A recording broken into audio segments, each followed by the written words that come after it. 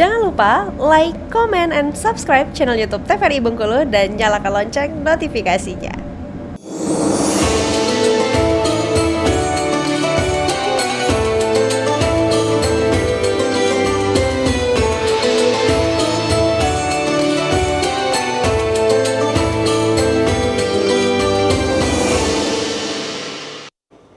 Terima kasih pemirsa masih setia bersama kami di Mutiara Kolbu TVRI Bengkulu, masih dengan tema yang sama, yakni meneladani akhlak Rasulullah Shallallahu Alaihi Wasallam.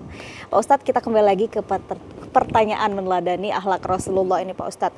Nih, bagaimana ketika umat Muslim, Pak Ustadz, itu ada yang salah kaprah dengan teladan dari akhlak Rasul ini, seperti mungkin ada beberapa contoh seperti Rasulullah Shallallahu Alaihi Wasallam itu berpuasa.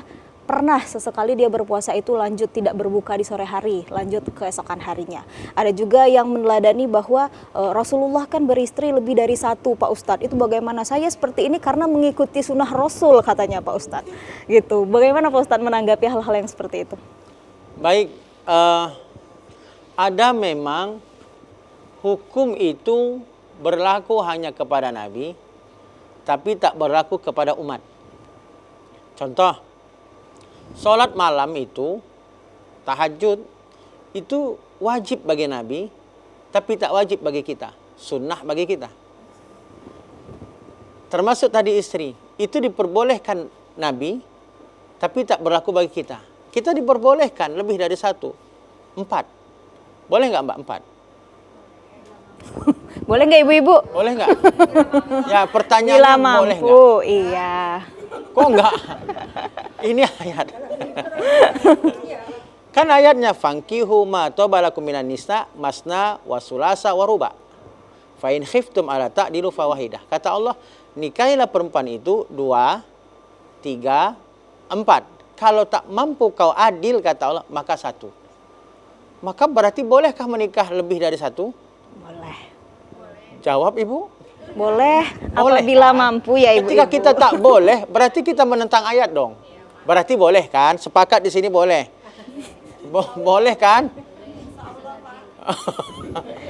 Ya artinya boleh. Tapi bagi Nabi kami, artinya ada hukum yang itu berlaku Nabi, tidak kepada kita. Contoh lagi, Nabi itu tidak boleh menerima zakat. Tidak boleh menerima zakat. Nabi dan keturunan Nabi dan keluarga Nabi. Tetapi kita kan boleh menerima zakat.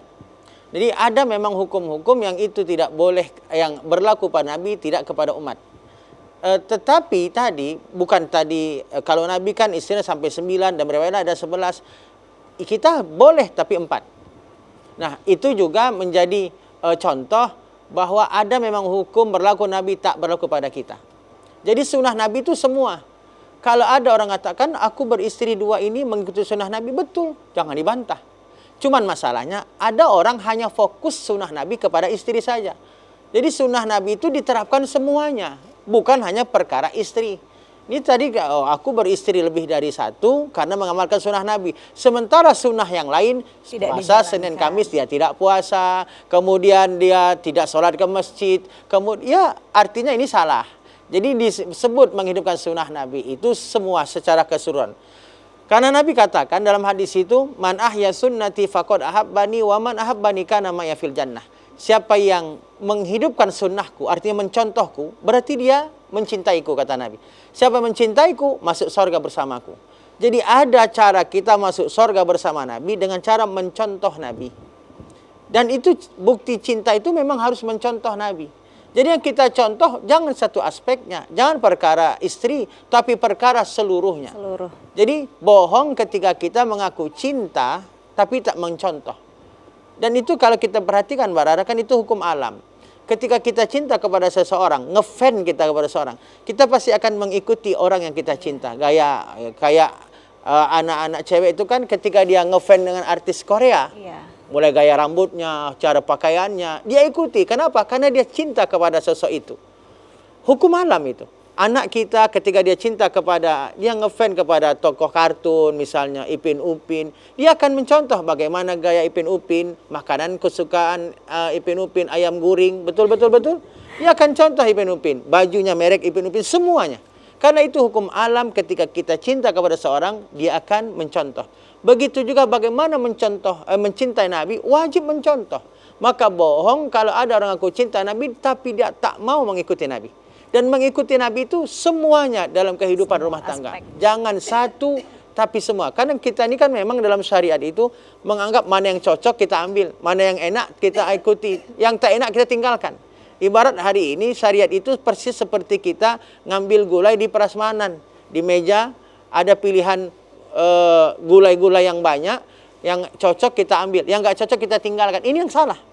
Jadi namanya syariat, aturan itu wajib semuanya kita contoh, kita lakukan, kita kerjakan. Jangan, oh ini aku tak cocok dengan sholat, dia tak sholat. Aku cocoknya puasa aja. Dia puasa tapi tak sholat. Itu kan yang salah. Iya. Artinya semua itu wajib jadikan contoh. Wajib dari dijadikan begitu, contoh. Mbak. Iya, baik. Ibu-ibu, kembali ke ibu-ibu, ada yang ingin bertanya lagi tadi, Bu, ya? Ya. Boleh, silakan, Bu. Waalaikumsalam warahmatullahi wabarakatuh. Saya Bu Eni ingin bertanya kepada Bapak Ustadz. Mungkin saya mewakili dari ibu-ibu yang ada di sini, Pak Ustadz. Mohon berikan kami doa terkhusus untuk menghadapi anak yang susah sekali dinasehati. Mungkin dalam hal beribadah, menjalankan ibadah pada Allah. Itu kami mohon Pak Ustadz, mungkin ada doanya. Terima kasih Pak Ustadz. Assalamualaikum warahmatullahi wabarakatuh. Waalaikumsalam warahmatullahi wabarakatuh. Minta diajarkan doa Pak Ustadz, silakan. Baik. Ya, berbicara anak ya. Anak itu kalau dalam Al-Quran, setidaknya ada 4 jenis tipikal anak. Ada anak yang jadi musuh. Itu kan disebut Allah dalam Quran surat Taghabun di ayat 14 tuh. Innama ya ayyuhalladzina amanu inna min azwajikum wa auladikum aduwwal lakum fahzaruhum. Hai orang beriman, sungguh pasanganmu dan anak-anakmu itu musuhmu. Maka hati-hati dalam mendidik anak. Jadi ada tipe anak pertama disebut Allah tuh musuh. Jangankan kita orang biasa. Seorang nabi pun anaknya memusuhinya. Siapa dia? Nabi Nuh alaihissalam contoh. Jadi Nabi Nuh punya anak bernama Kan'an. Durhaka nih Kan'an kepada ayahnya Nuh. Nuh alaihissalam seorang nabi, bayangkan, rasul pertama. Si Kan'an lebih mengikuti orang-orang kafir daripada mengikuti ayahnya. Maka ini yang disebut ada anak nanti jadi musuh. Maka Allah ingatkan hati-hati. Maka tugas kita berhati-hati dalam mendidik anak. Hari ini mungkin kita banyak melihat anak jadi musuh. Ada anak yang rela memenjarakan orang tua. Ada anak mungkin yang sampai bayangkan tak mau dia dinikahkan oleh ayahnya. Kenapa? Karena ayahnya tak satu aliran, tak satu kelompok. Siapa yang menikahkan wali nikahnya? Gurunya. Dia lebih muliakan gurunya daripada ayahnya. Kenapa? Yang di luar kelompok itu kafir, dianggapnya bukan sama, itu musuh. Dan itu kita lihat ada fakta. Artinya betul Allah ingatkan hati-hati, bisa jadi anak itu musuh. Yang kedua, ada tipe anak yang disebut dalam Al-Quran, anak itu membanggakan urusan dunia. Al-malu wal banuna zinatul hayatid dunia. Al-Kahfi ayat 46, harta dan anak itu menjadi perhiasan dunia. Betapa banyak orang tua mungkin bangga dengan anak, tapi hanya perkara dunia.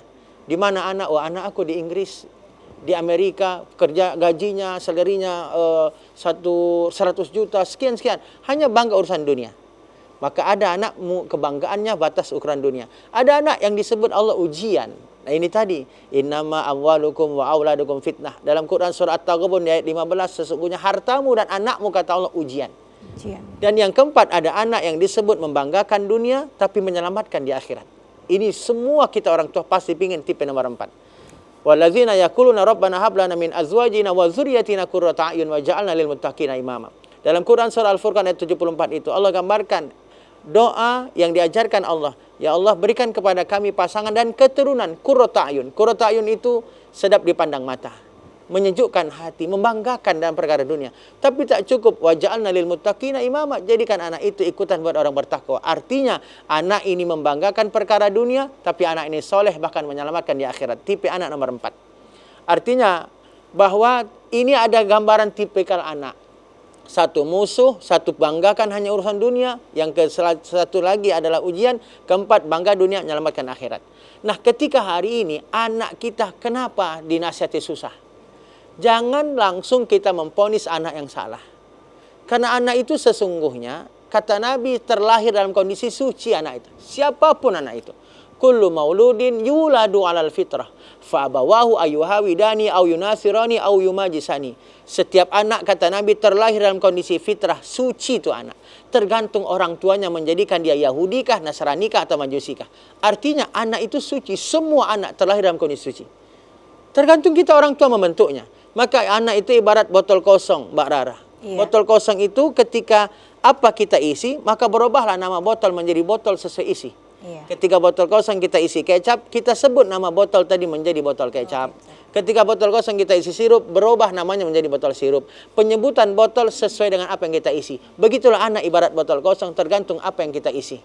Maka jadi pelajaran kepada kita, anak itu kenapa dia nakal, kenapa dia bandel? Pertama, bisa jadi itu salah kita. Kenapa? Karena anak itu suci. Bisa jadi mungkin proses kita mendidik anak kita yang salah. Atau bisa jadi mungkin proses makanan haram masih kita konsumsi sehingga itu tadi jadilah anak kita. Atau bisa jadi mungkin itu ujian. Kita tak pernah tahu. Jangan menganggap, oh ini ujian aku. Kita tak pernah tahu. Tapi terus berbaik sangka. Tadi ada yang diuji dengan suami temperamental. Tadi ada yang diuji dengan anak. Semua kita tak pernah lepas di ujian. Mbak Rara juga pasti diuji. Ujian Mbak Rara apa? Apa ya Pak Ustadz? Itu rahasia ya. Rahasia. Tapi hakikatnya semua kita tak pernah lepas dari ujian. Kita tak pernah tahu ujian orang. Kenapa? Karena kita beriman. Setiap orang beriman pasti Allah uji. Kenapa pertanyaan orang beriman? Berarti yang tak beriman tak Allah uji. Tak Allah uji. Ibarat siapa yang dapat soal ujian dari gurunya? Mereka yang sekolah. Yang tak sekolah tak akan pernah dapat soal ujian. Kenapa guru yang memberi ujian? Apakah guru benci kepada murid? Tidak. Tapi guru ingin menaikkan derajatnya, menaikkan tingkatnya. Maka diberilah ujian. Begitu juga kita. Ketika hari ini kita mengaku beriman, Allah akan pasti beri ujian. Karena dari ujian akan lahir sabar. Dengan sabar kita dapat rahmat Allah. Dengan rahmat Allah, maka kita berhak melenggang masuk surga. Iya, begitu baik, Mbak Rara. Iya, baik Pak Ustadz. Kita lanjutkan dulu setelah jeda iklan Pak Ustadz ya. Pemirsa TVRI Bengkulu, Mutiara Kolbu akan kembali lagi setelah iklan berikut ini. Tetaplah bersama kami.